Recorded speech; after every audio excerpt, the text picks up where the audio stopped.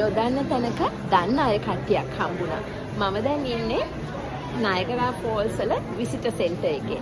ඉතින් මේ විසිටර් සෙන්ටර් එකේ ඉන්න ගමන් මේ අය දැක්කහම මට ළඟට එන්න නැතුව ඉන්න බැරි වුණා. මේ ඔක්කොම මේ තමයි vertical wall කියන concept එක. air purifying plants තමයි දාලා තියෙන්නේ. දැන් මේ air purifying plants ගොඩක් වෙලාට අපි නම් එළියෙත් හදන්න පුළුවන් ලංකාවේ. හැබැයි මේ ඔක්කොම ඉන්නේ අපිට ඉන්න අය. ඒ කියන්නේ කැනඩාවේ මේ අය හදනවා නම් ඇතුලේ විතරයි හදන්න පුළුවන්නේ.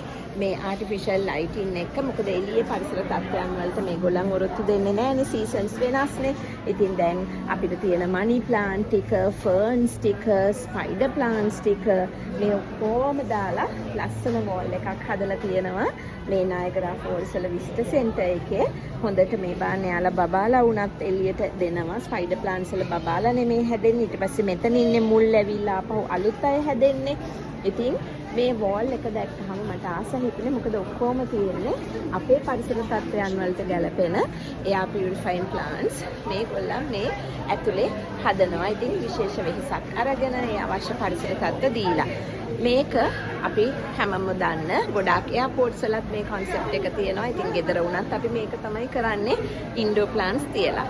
මේ vertical wall වලින් කොහොමද පැල හදන්නේ කියන concept එක මේ නයගරා ෆෝල්ස් විසිටර් සෙන්ටර් එකේ කැනඩාවේ ඔන්ටේරියෝ වල